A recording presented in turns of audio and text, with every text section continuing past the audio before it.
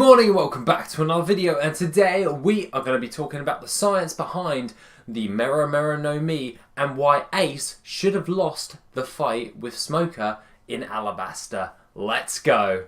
Okay, before we actually get on to the rest of the video, we need to define what a flame is. So basically, a flame is just a weakly ionized gas. So when you're actually ionizing air, it causes plasma. So basically, ionized air is plasma, but a weak ionized air is fire, basically. So to put it in perspective for you guys, basically fire is a very, very weak version of plasma, which is like the stuff you see in the night sky when it's thunder and lightning. That is basically what you're seeing in the sky is plasma.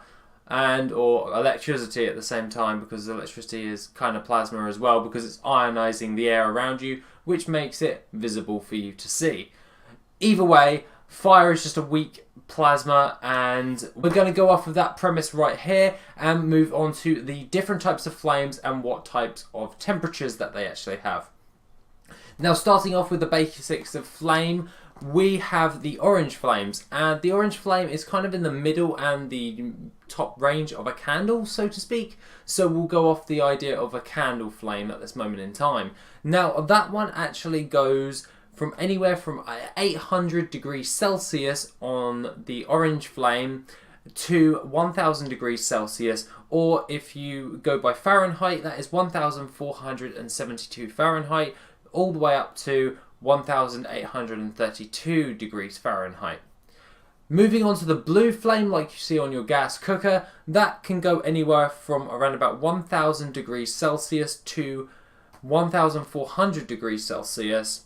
But not only that, in Fahrenheit it is 1832 degrees Fahrenheit and also 2552 degrees Fahrenheit. Why am I actually covering which types of degrees the flames are? Well, what we're actually seeing in the manga is orange flame from Ace. So he's anywhere from the 800 to 1000 degrees Celsius in temperature. This is so we get a general idea on how hot he actually is. So anywhere from that range, obviously he can be hotter than that, but we're going off of that as it is pretty much a nice base level on which we can actually draw up some conclusions and all that, if you get my gist with that. So moving on to that, we're actually needing to understand what type of things he can actually go as hot as to actually make cause and effect.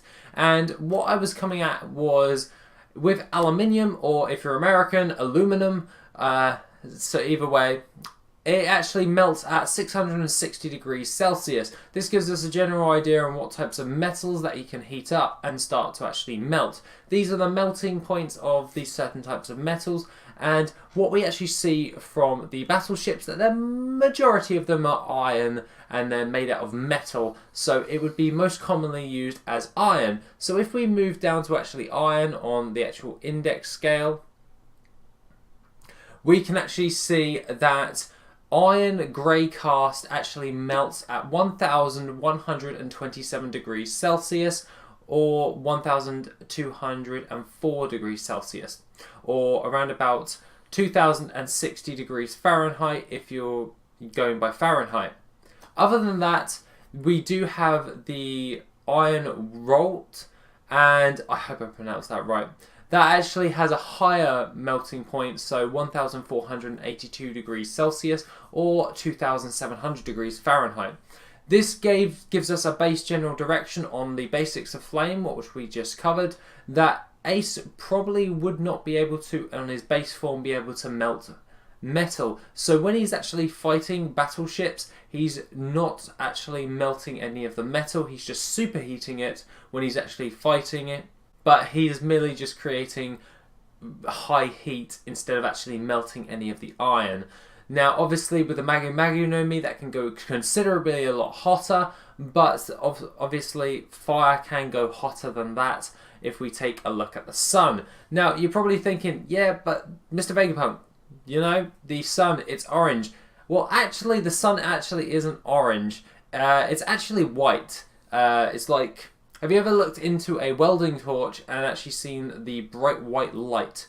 Basically, this is a form of plasma welding from a oxyacetylene actual torch, and you can see that is pretty much white, and that is pretty much what our sun looks like. Now you're probably going to say I'm probably colorblind right now, but actually it only looks orange because of our atmosphere in the real world. So when we're actually looking up in the sky at the actual sun, what we're seeing there is just the white light being distorted into an orangey colour due to our atmosphere. If we change the gases in our atmosphere, it would change different types of colours. You get my gist. But I just wanted to clear that up before we actually moved on. But other than that, he is able to melt a few of these different types of metals and or alloys. Now, we did go with iron, and iron does melt at around about 1000 degrees Celsius. So if he really, really pushed it, he would be able to melt some of these like battleships if he really tried. Maybe when he does that massive fireball like he did with Blackbeard, he would be able to do that because he kind of made a micro sun. And I like the idea of that, but we're gonna probably stray away from that a little bit, but we'll revert back to it at some point. Because at the end of the day, if you're creating like a miniature sun, it's kind of like a massive fusion fest when it comes to burning stuff. So he's basically, what I'm trying to say is, when he actually creates that massive fireball against Blackbeard, basically creating a massive fireball sun, so to speak, because everything inside there in the core of that massive fireball would start to have plasma fusion, and at the end of the day it would start to react with the air around it and cause a higher chain, which means it probably would have been able to actually melt a lot higher temperatures, because the inside of that probably would have gotten hotter than the outside of the fireball. But other than that, I just wanted to clear that one up as well, because that's kind of like one overpowered move, and I'm just going along with his baseline of how hot he can actually be, which is about 800 to 1000 degrees Celsius. He can obviously go higher and lower than that, but that is only on the off occasions that we actually saw Ace doing it. It was only at like one time we've ever seen him do something like stupidly insane, besides when he blew up all those ships in Alabaster, but we'll get around to that in a minute. Other than that, another load of different types of metals that he can melt is lead, magnesium. He can also just about melt brass at the same time, so that's not too bad if I do say so myself. If it's around about 1000 degrees, I will give like a little bit of a tolerance when it comes to how hot he can actually get, but not overly extreme like melting iron. He can basically melt cadmium, he can melt copper, or he can melt gold. So simply put, he can melt a lot of different types of metals, just not iron, which the battleships are comprised of. So at the end of the day, it's merely just causing damaging effects, not really just destructive melting effects, such as the Magu Magu no Mi. The Magu Magu no Mi, in the last video we covered about that and how hot it can actually get. That can do some serious damage straight off the bat. Ace would actually have to power up or somewhat create a hot enough temperature in order to do that. But with his Flare Fruit, he has a bit more maneuverability, as he is just ionizing the air around him. Very weakly though, but it's still fire at the end of the day. Moving on to why he should have lost the fight with Smoker in the Alabaster arc. What we saw was Ace suffer from a nice little bit of narcolepsy. Luffy comes in, doesn't realise he's there, Smoker's there. Ace and Luffy get away, obviously, and then Ace tries to fight Smoker, and you see them in a massive tornado of fire and smoke. Ace should have lost, like, pretty badly, because at the end of the day, fire needs oxygen to actually combust. It needs oxygen to actually thrive, and smoke is comprised of carbon dioxide, or just base amounts of carbon. Now, this actually smothers the flame extinguishing any of the oxygen that's actually trying to get to that flame to keep it alive. Now, they said that it was like an equal match, but in retrospect, it should have actually ended with Smoker being the victor. And unfortunately being so, if he was in his Logia form, where he's actually complete fire, and he was smothered by the smoke, Ace would have died in Alabaster. Sorry. But, yeah, that's pretty much what would have happened if he fought Smoker, who just kind of goes into complete smoke, and Ace turns into complete fire. Because oxygen is needed for the flames to actually keep alive, Smoker, being the smoke, or the plume guy, he actually will just smother the entire flame and put him out, so to speak. Or Ace wouldn't have maybe died, he would have probably gone back to his regular form if he could have managed it.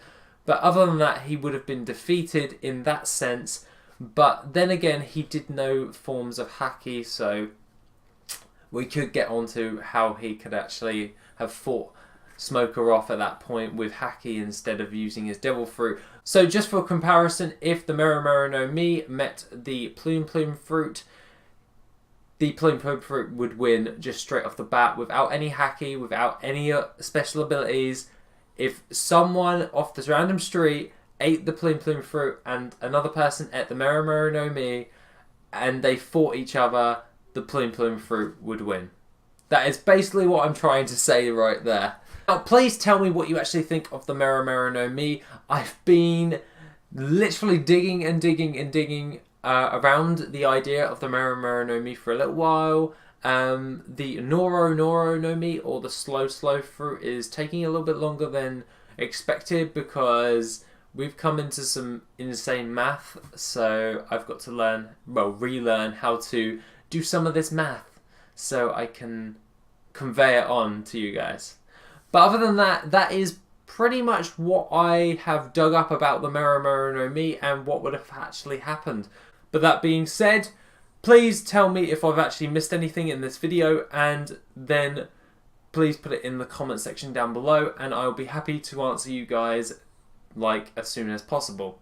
Other than that, guys, have a lovely rest of the day, and I shall see you in the next video on Saturday. Bye bye.